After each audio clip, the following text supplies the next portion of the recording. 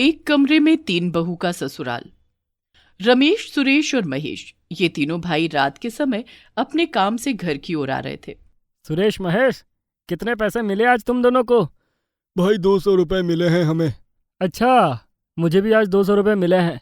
चलो, आज मैं अपने पैसे घर खर्च के लिए रख लेता हूँ और तुम दोनों के पैसों से जुआ खेल कर आते हैं। शायद आज हम पैसा जीत जाए।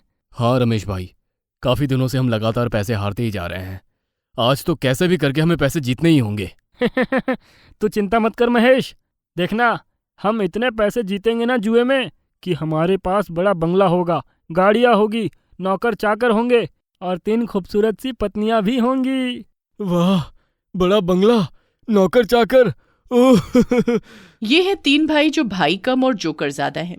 इनका बचपन से सपना है करोड़पति बनने का, और इनके दिमाग में करोड़पति कैसे बनते हैं ये बात इनके बचपन के दोस्त पीयूष ने इनके दिमाग में डाली थी कि जुआ खेल कर ही इंसान करोड़पति बनता है। अब बड़ा भाई तो परिवार को लेकर चलने वाला होता है, पर यहाँ तो बड़ा भाई रमेश अपने ही भाइयों को बर्बादी के रास्ते पर ले जा रहा था। तीनों रोज की तरह जुआ खेलने जाते हैं और रोज की तरह आज भी पैसे हार जाते हैं और वापस निराश होकर अपने घर चले आते हैं। रमेश के परिवार में उसके बूढ़े माता पिता कुलदीप, दामिनी और छोटी बहन पायल थी। ये क्या, आज भी तुम तीनों 200 रुपए ही लेकर आए हो? बाकी के पैसे आज भी जुए में हार गए क्या? अरे पिताजी, आज हम जीत ही गए थे पैसे, पर वो क्या है कि लास्ट में बाजी ऐसी पलट गई कि तुम सारे पैसे हार गए।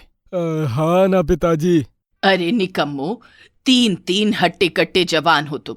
मेहनत करोगे तो 1 साल में ही बड़ा बंगला खरीद सकते हो, पर पता नहीं कहां से तुम्हारे दिमाग में ये जुए की लत लग गई है। माँ, आपको नहीं पता, मेरा दोस्त पीयूष जुए में इतना पैसा जीता कि आज उसके पास बंगला, गाड़ियाँ, करोड़ों रुपया है। अरे बेवकूफ इंसान, तो इस परिवार का बड़ा बेटा है। परिवार के छोटे अपने बड़ों को देखकर ही सीखते हैं, और तू अपने ही छोटे भाइयों को बर्बादी की ओर ले जा रहा है। यहाँ बहन की शादी करवानी है, तुम तीनों की शादी करवानी है, और तुम तीनों ये सब जिम्मेदारी भूलकर अपनी मस्ती में जिए जा रहे हो।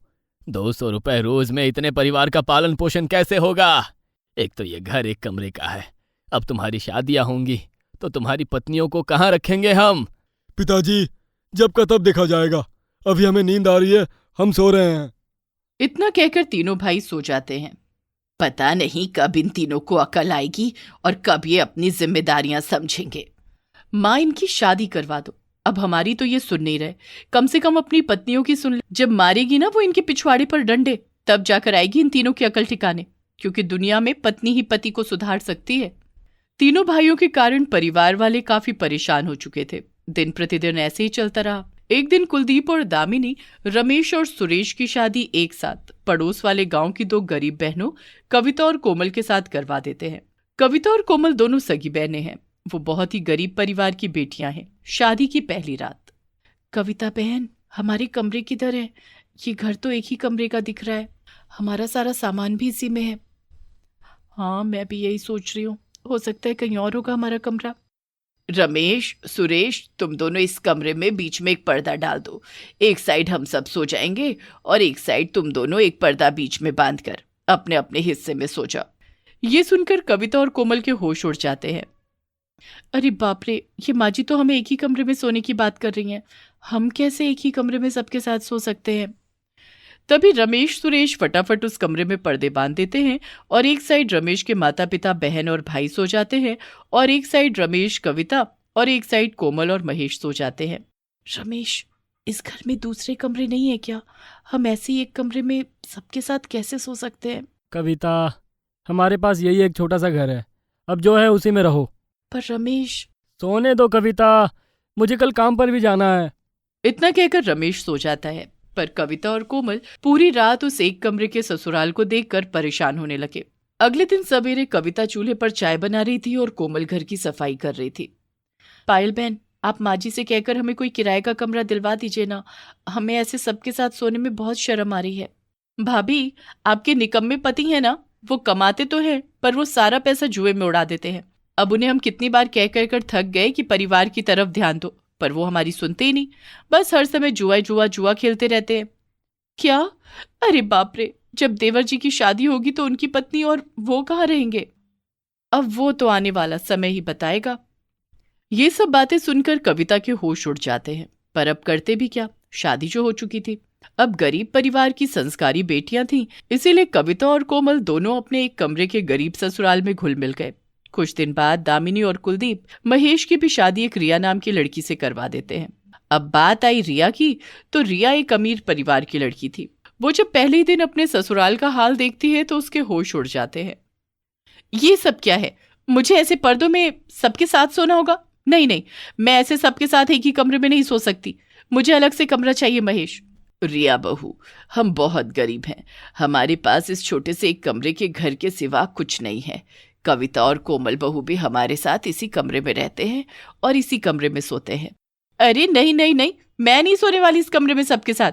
आप मुझे अभी एक कमरा दीजिए अलग। रिया, हमारे पास पैसे नहीं है, अब हम तुम्हें एक कमरा कहाँ से ला कर दे? तो ये बात शादी करने से पहले सोचना था। पहले अपने घर की व्यवस्था करनी थी, उसके बाद किसी की बेटी को ब्याह कर इस घर में बहू बनाकर ले आना था। मुझे अभी कमरा चाहिए, वरना मैं पुलिस में आप सबकी शिकायत कर दूंगी कि आप सबने मेरे साथ धोखा किया है। ये सुनकर सब दंग रह जाते हैं। अरे नहीं नहीं बहू, ऐसा मत करना। सुनो सब, हम सब बाहर आंगन में जाकर सो जाते हैं। महेश और रिया बहू को इस घर में सोने दो। सब परिवार वाले घर के आंगन में जाकर जमीन पर सो जाते हैं। ये देखकर आस पड़ोस वाले राह चलते इंसान हर कोई दामिनी और उसके परिवार को आंगन में सोता देख उन पर हंसने लगते हैं, उनका मजाक बनाते हैं। देख लीजिए रमेश, अब यही देखना बाकी रह गया था।